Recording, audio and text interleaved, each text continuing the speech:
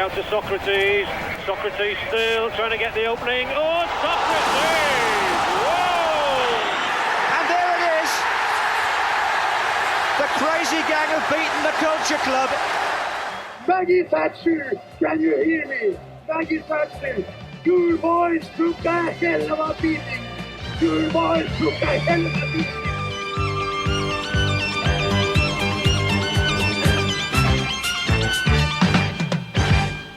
Welcome to module 1.02 of 1979-80 Revisited, a subsection of Your Boys Took Hell of a Beat. Today, Dave Bowler joins me for the opening day of the 1979-80 season. ITV are off air. The technician strike continues, industrial action rampant. We are left with just match of the day to peruse our football from this particular weekend. The BBC cameras have been sent off to Manchester and Hampshire. A Manchester double. Manchester City in action against Crystal Palace. It's a drab goal straw that sinks without trace to such an extent that there is no longer any footage knocking around the internet. There's not a jot of it, not a second of it. But we do have footage of Southampton versus Manchester United at the Dell, atmospheric Dell, that brilliant ramshackle stadium that I absolutely loved going to. Interesting, this is the two teams that have played each other in the 1976 FA Cup final. These are the two teams that have lost the respective domestic cup finals of the previous season. Intriguingly, both on the receiving end of 3-2 defeat in the League Cup and FA Cup finals. A lot of symmetry involved in this one, Dave. Yeah, there certainly is. It's the opening day. That means always something special. All things are possible on the opening day for about 90 minutes, by which time you realise, oh God, it's going to be the same rubbish all over again. But it's a very aesthetically pleasing opening day fixture. I think this one. I mean, the Dell is absolutely rammed. There's not an inch of space anywhere around it. And Manchester United are wearing this blue kit that kind of been forgotten a little bit, I think, in the past. But quite a nice kit, that. And again, as we said in the previous one, the elegance of the kits with no advertising and no names and no nothing else has got something particularly exciting about it. But Barry Davies on commentary, and it's that even all these years later, when you watch, it's got that. I don't know, that sense of atmosphere and sense of possibility that you always get on opening day of the season, and that transmits really nicely to the match of the day coverage. It doesn't turn out to be a particularly spectacular game, but it's a proper first division fixture at that point. There's got a nice little bit of edge to it, one or two stories around it as well that we'll come on to. Absolutely. I mean, in the first module of this subsection, we did the back page headlines towards the end, but I think we've got to load part of them up front in this one because it's very much Ray Wilkins who is the story in the build up to this one. Protracted move away from Chelsea, who have been relegated to the second division, massively cash strapped at Stamford Bridge. He hung out for that move to Manchester United quite doggedly. Once he knew that Dave Sexton was interested in taking him to Old Trafford, I don't think there was anywhere that he was willing to deviate towards. Everton were interested; they were willing to make the bid. They were willing to match the fee. He even spoke to Gordon Lee to give him his reasons why he wouldn't sign for Everton. Ipswich had been the pace setters. Bobby Robson had tried to jockey Chelsea along before Manchester United were to get too involved. In the name of signing him in time to be able to play in the early rounds of the UEFA Cup. He wanted to beat the deadline. Ray Wilkins, the potential Everton or Ipswich midfielder as opposed to the Manchester United player. Yeah, that's one of those sliding doors moments. I don't know where he fits into that Ipswich team, really. Yeah, I was looking at that with Muir and Tyson and Walk, and it's an interesting one to think where was Bobby Robson thinking that he could crowbar a Ray Wilkins in. Unless somebody was planning on leaving Ipswich at that stage, but it's not really. You can't quite see where he fits into that. I mean, you can understand why Everton would want him, but I mean, Gordon Lee, as again we said in the previous one, got a whole bunch of players who are not very happy with him, asking for transfers. It's not the kind of environment that you want to go into, and you can understand why Wilkins eventually pitched up at Manchester United. Although had he gone to Everton and been there when Howard Kendall eventually arrived, and that would have been an interesting setup in their midfield as well. It would have been. It definitely would have been. From the Southampton side of things, there's the oddity of Charlie George making a highly delayed home debut. He's signed for Southampton 9 months earlier. He's played a trio of away games early 78, 79, and then picked up a pretty serious knee ligament injury. That's an utter oddity, isn't it? A player who signed virtually, almost a year ago, and you're only just now seeing him take to the pitch at the Dell as a Southampton fan. It isn't. You kind of forget now again just what a big figure Charlie George was. Still at that stage, he'd started the decade with that goal in the cup final, and then he went on and played for England a few times. It was at Derby County with that absurd afro that he had at one point. And he was a big name within the game. He was a very Southampton sort of signing, wasn't it? In the same way that they'd signed Peter Osgood 3 or 4 years earlier, somebody towards the end of his career, but had still got a fair bit to give, you would think. Having had that injury and been out for 9 months, it was. I suppose it's the proverbial new signing, really. By the time he comes out of the hospital and gets onto the pitch, but it's such a nice thing. Again, comparing with modern football, how there's not a glut of signings in the beginning of August, because obviously there's no transfer window. At that point, they haven't all had to go out and stock up on 6 new players and try and crowbar them into the team and make the team work all of a sudden.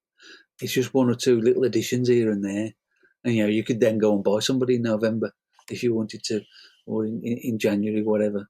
I still think that's a better way of working the transfer market. Personally, I see no great advantages in the whole concept of the transfer window at all, to be perfectly honest. And I think it used to be a thing that would keep the interest bubbling all the way through the season as well. If your team suddenly bought a new striker or whatever in December, it lifted everything around the place. And there was a bit of excitement to add to what was going on. So I think you look back, and that again was something we've gone away from, and I don't really know why, to be honest. As part of this as well, you've got Alan Ball, who has yet to return from Vancouver, having played for the in the NASL for the summer. Could you imagine nowadays, Dave? Could you imagine such a thing? You can't, can you? And yet it was rife. Most clubs have got somebody who was away until the beginning of September because he was playing in the NASL somewhere or other. Trevor Francis was one of the first ones. It wasn't always just players towards the end of the careers. He went to Detroit Express, didn't he? And that was a huge deal when he went there. But most clubs have got players who were late returning because it was a nice little top up for the pension. I'm sure Alan Ball did quite nicely out of his little stay at Vancouver, for all that it meant he was playing 12 months of the year kind of thing. But it as you say, when Barry Davies talks about it on the comment, it just feels like from another world. You kind of forget about all of that. But it was, is America going to take over football? Are they going to start, having all our players? Are they going to, and then 2 years later, the NASL's disappeared altogether, and it's a spend force. It's a very interesting little period. It absolutely is. It absolutely is. I run through those 2 teams. Southampton, it's Terry Geno, Ivan Golak, Peach Williams, Chris Nichol, Malcolm Waldron, Baker, Boyer, Hebbard, Charlie George, and Nick Holmes. Manchester United. The only change from the 1979 FA Cup final side is Wilkins in for Greenough. It's Bailey, Albston, Jimmy Nichol, McIlroy, McQueen, Buchan, Steve Coppell, the aforementioned Wilkins, Joe Jordan, who would go on to play for Southampton, Lou Macari, and Mickey Thomas. Again, we spoke of this in the previous subsection module. Of knowing all these players and across the first division, we'd all know all 22 goalkeepers. We'd know all 22 right backs. We'd know all 22 left backs. We'd know, who the centre back pairings were of each team. We'd know the midfields and the attacks and who was likely to be number 12. And any deviation from such a thing stood out like a mile. It stood out by a mile. injuries and suspensions and the likes. It's like point of interest. Everyone would sit up, and it'd be like kind of like the stranger walking into the saloon and the jukebox stopping and the tumbleweed going past. Who is the 17-year-old that's just tipped up and is deputising for the injured, Ian Wallace? It's something we will come to in the next subsection module. Dave, these teams, we know them. They never grow old, in our heads at least. No, I mean, I know these teams better than I know the current Southampton team, quite frankly, and the current Manchester United team for that matter. I mean, it is, they do just roll off the tongue, don't they? I mean, it is 1 to 11. You know who they are, and from a manager's point of view, that must have made life so much more straightforward than trying to fit somebody into roles left, right, and centre as you change the teams from week to week. Laurie McMenemy, he's there in his sports jacket and his slacks in the makeshift dugout at the side of the. There's no technical areas, there's no managers prowling up and down the side of the pitch. They're all basically stuck inside a little greenhouse watching the game from pitch side. For all that they're not jumping up and down the way that managers do nowadays, there seems to be more contact between them and the players somehow. McMenemy, there's a 2 or 3 shots during the game of him, and he's clearly talking to somebody and actually having a joke with one of the players during the game. Which again, my God, can you imagine that now? The outcry on social media if you hadn't won 4-0 and the manager was joking with one of the players, that's money lynched. But that sort of familiarity, it wasn't. It didn't breed contempt. It brought you closer to the action, I think. It did. It really did. And again, same with transfers. It just made them, such a. I don't know. You'd just sit up and take notice. It was that kind of investment in football, not financial investment, but the attention that it provoked was because change was rare. And there was a stability to it in that respect from all angles. Be that those who were covering the game, those who were playing the game. Pulling the strings from touchlines and those of us watching. As the game goes, you say, it wasn't the greatest game. I think the second half is a bit of a non-event. I think they kind of come to an accord that a point apiece on open day is quite sufficient. Thank you very much. But the first half got plenty going for it. The link between Joe Jordan and Steve Coppell, is very evident for Manchester United. Terry Geno pulls off a double save now from Jordan and Coppell. Quick reactions of Geno. I remember him very well later in the decade at Blackburn, being a staple of the Blackburn side that come so close to promotion a few times under Don Mackay, and he's not long from being unseated by the aforementioned Ivan Katalinic. Please do go back to subsection 1.01 for more Ivan Katalinic chat. Manchester United go for it early in this one. There's no doubt about that, Dave. They're out for the win to plant a flag in the ground, basically. Absolutely. I mean, it is interesting, as you say. The second half, they do sort of say, "Okay, yeah, this will do," and I guess that's a throwback to the 2 points for a win days, which now it's 3 points for a win, which I think did make a difference to the game. It did open things up. It did make that win more important. But certainly at the start, there's a real sense of urgency from Manchester United, and again. I mean, then it was 10 years since they'd won the first division, and they, of course, they'd only come back up a couple of 3 years earlier on from the spell in the second division. But I mean, it's a decent United side, isn't it? Martin Buchan and Gordon McQueen at the back, Coppell and Jordan. Ray Wilkins is now there to beef things up in midfield. So they're sort of moving towards. I think under Dave Sexton, they're trying to move away from being an archetypal cup side to giving the first division a go. And obviously on the first day you want to go and make that statement, but it doesn't quite work out because they end up going behind in the first half. Charlie Georgia, a clever little move to go and win the penalty. Another great dummy there. The season of dummies. Harking back to Terry McDermott's demolishment of Sammy Nelson at Wembley in the Charity Shield. Yeah, and Martin Buchan comes across and concedes a penalty. And even you're kind of instinctively waiting, okay, well, what's VAR going to say? And of course, it's a penalty. That's it. The referee says it's a penalty. It's a penalty. And again, I know this is the old fogey talking, but the way that allows the game to just carry on is such a tonic. The referee's made his decision. Okay, somebody might go and have a little bit of an argument with him, but that's it, And then decisions made. 10 seconds later, half a minute later, they're taking the penalty, which itself is again glorious 70s 80s action because Gary Bailey asks to have toilet roll removed from the 6-yard box before the penalty. Now, I don't know why toilet roll started as a thing in football, and when did it end? Why did it end? What happened? I suppose it's too expensive now, frankly. Yeah, absolutely. You can't afford to. Your toilet roll will now cost more than it costs to get into the ground at that point in time. But yes, Southampton, it's a well taken penalty.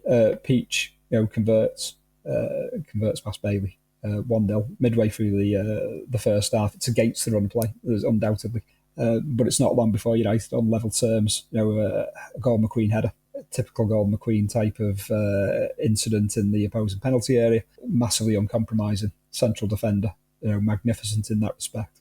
Geno's nowhere near the cross. He's made a hero of himself with his double saves. But this is the juxtaposition between both goalkeepers at both ends.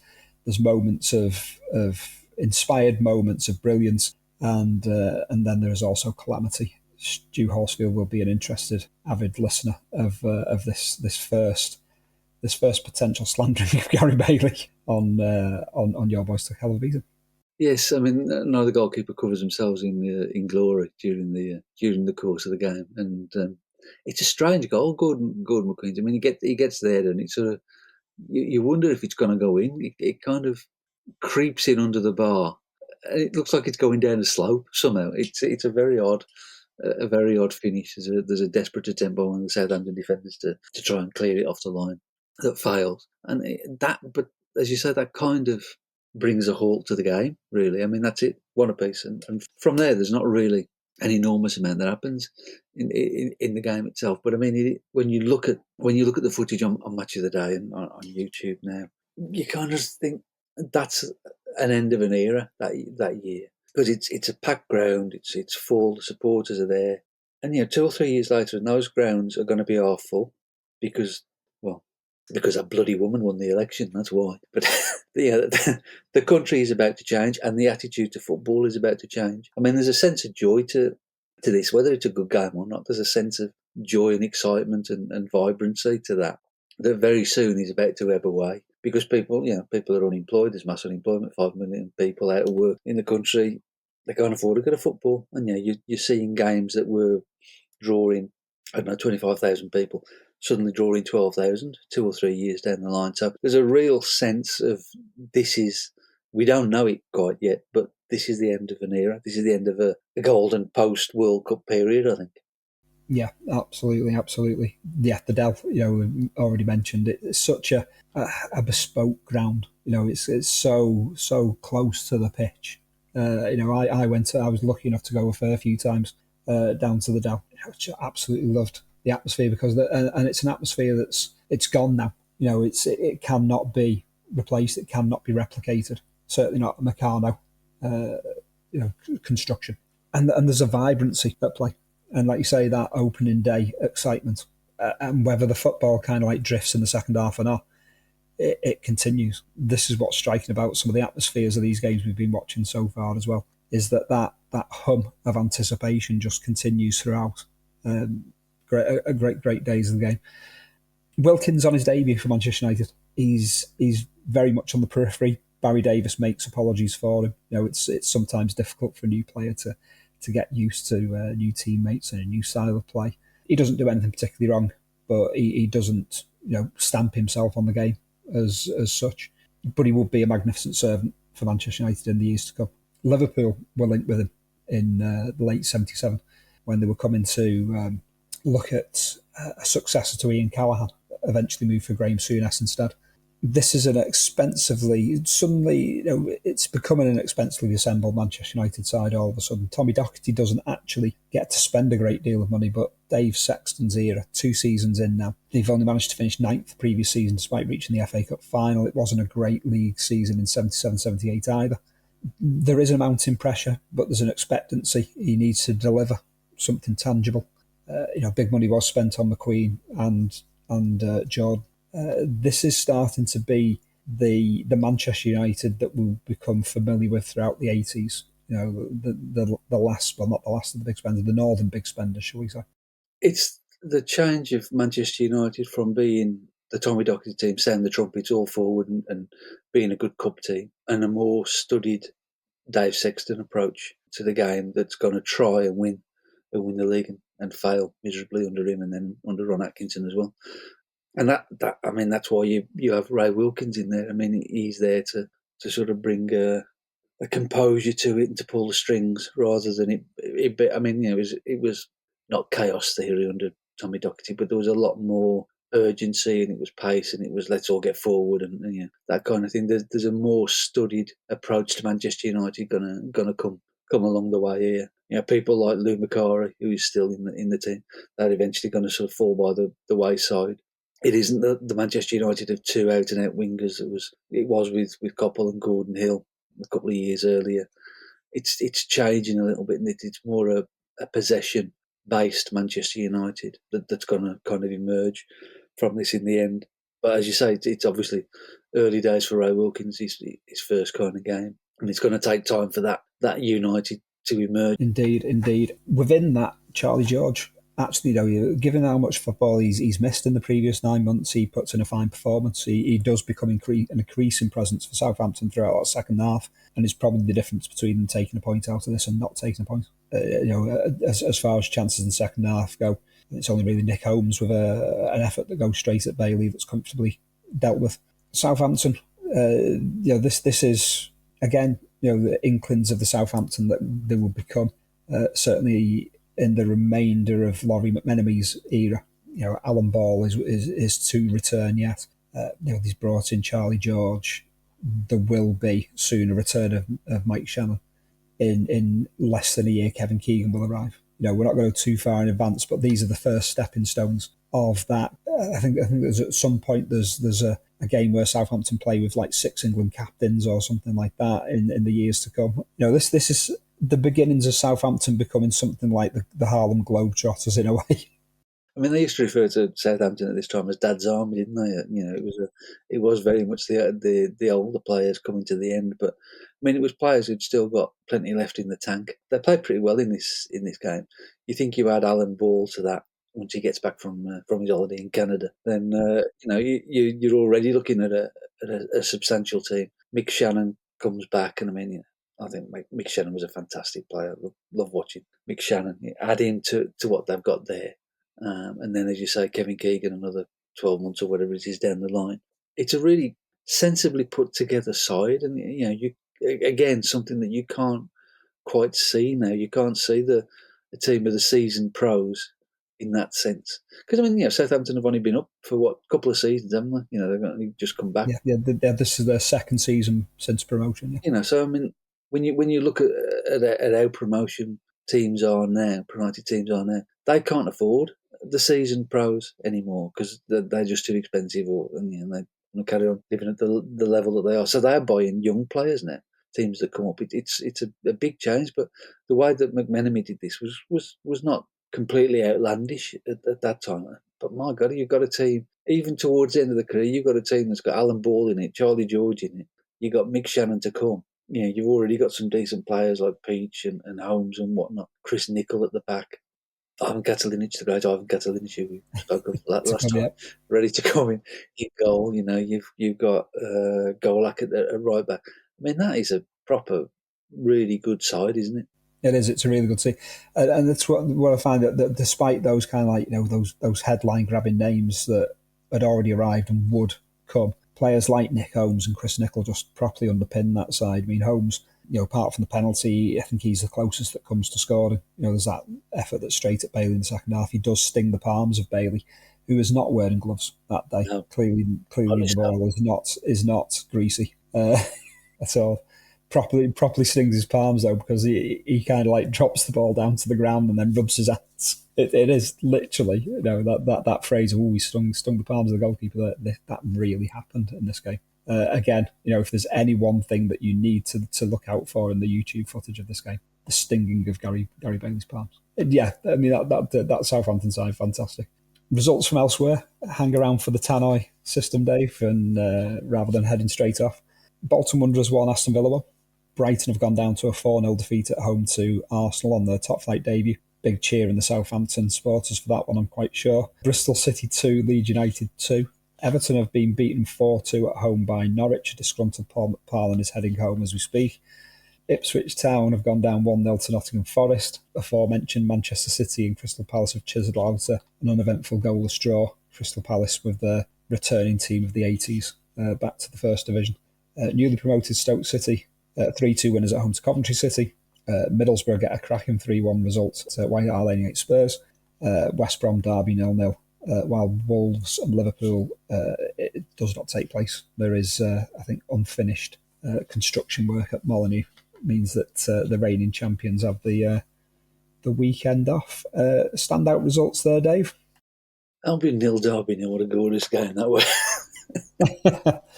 See, there's a one for Star Soccer that you would have been pretty pleased about the industrial action that kept that off the screen. It's extraordinary that you would have the game at Wolves, Liverpool away at Wolves, called off because of stadium work. Which, of course, we should come on to later on with Tottenham having their first game of the season. Yes, absolutely. At the opposite end of the decade, yeah.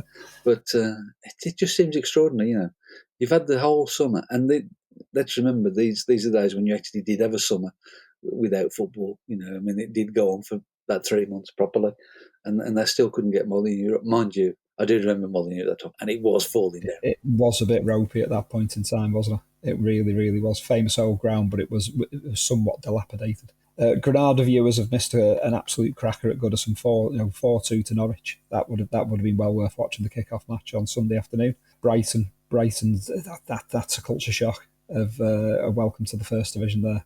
Absolutely, yeah. That's one of the great glories of opening day. It's a bit like Boxing Day as well. It's one of those days where you get peculiar results, or somebody really gets a taste there, isn't it? Yeah, that's one of the glories of the opening day, I think. As long as it's not you that's having to suffer. Absolutely. Back page headlines in the week building up to the opening day of the season. Mike Shannon is disgruntled at Manchester City. He's been left on the bench by Malcolm Allison for a couple of pre-season games. As mentioned, Laurie McMenemy is monitoring the situation. Shannon has been reportedly offered in part exchange for Steve Daly at Wolves. Aston Villa put a £1.25 million price tag on Andy Gray as transfer market goes nuts. Fees escalate. John Gibman is also made available at £750,000. Gray is linked to Tottenham. Birkinshaw is very interested, but he's got some convincing of his board to do to spend so much money. Wolves linked with Gibman as well, as are Everton. As mentioned, Ray Wilkins has signed for Manchester United.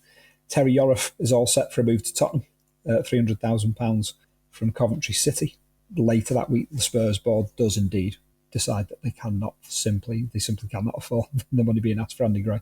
Norwich City knocked back a bid of £1.25 million from Manchester City, who are really eager to spend big money. Kevin Reeves would eventually go on to move to Main Road, but not at this point in time. Here's one for you, Dave. West Brom refused to release Laurie Cunningham's registration to Real Madrid until they pay a promised £600,000, the first instalment of his transfer fee on his move to the Bernabeu.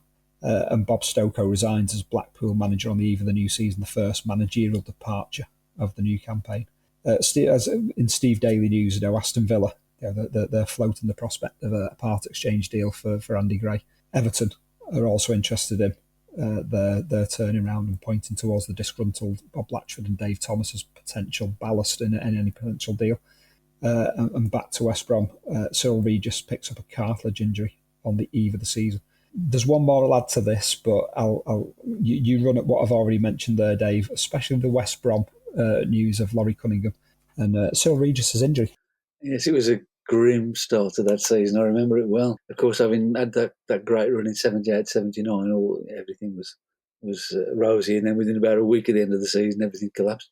Len Cantello had his testimonial against the Albion team against the Black team, which has made many documentaries ever since for Adrian Charles. Yes.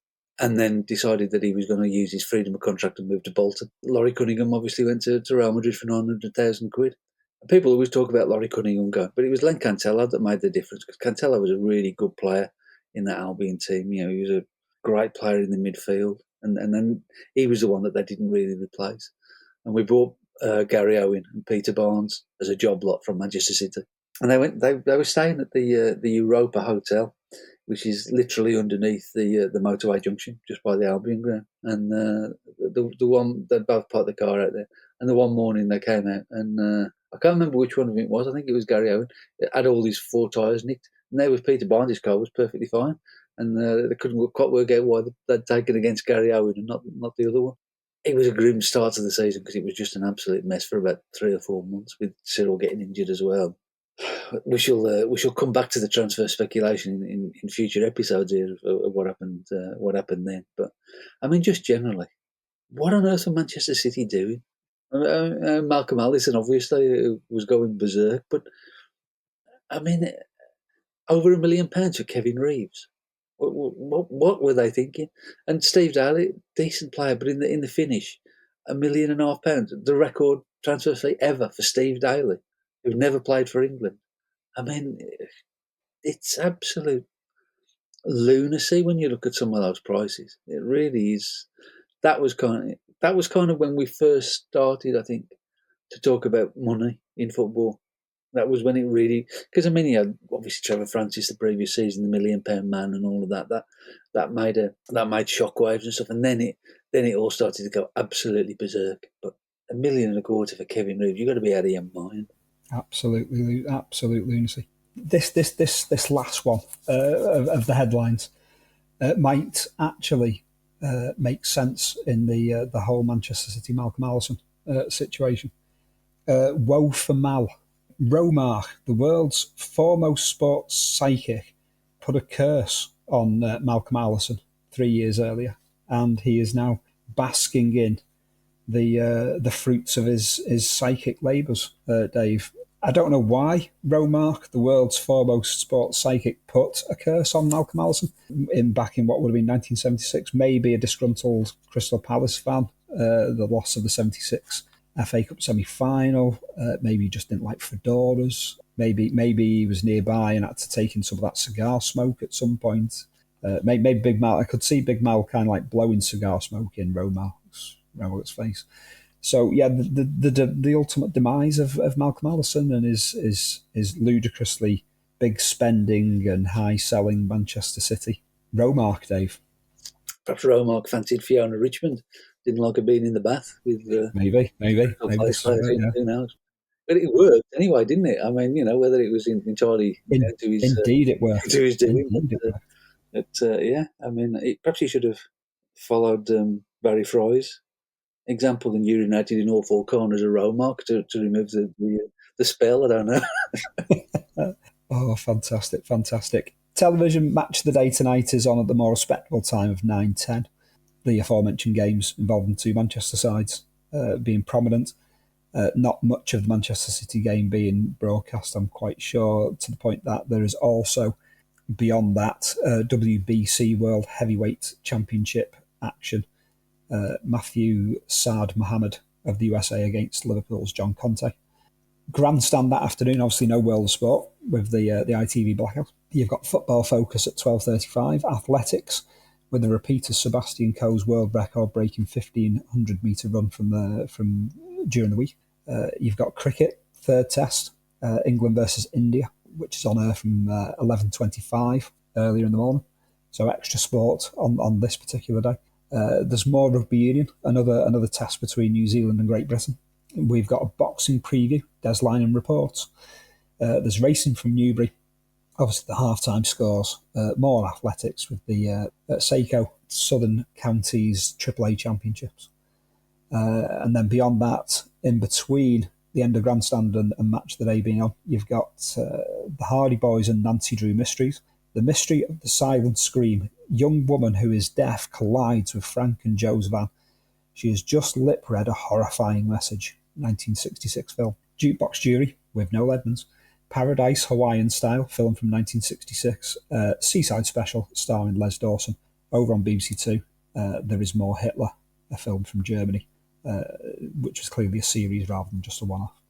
Were we off out watching the football, playing, kicking a ball around, Dave? Well, I think so. Before match of the day comes on. I think we're hoping that it's a nice night and there's no rain and you can stay outside for ages because, frankly, you don't want to be watching any of that, do you?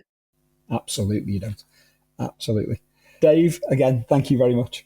All I can say is please do join us again for subsection 1.03, which will be coming very, very soon. This has been 1979 80 revisited from the suitcase, the attaché case of Your Boys Took Hell of a Beating. Spread the word. Join us again. Thank you and goodbye.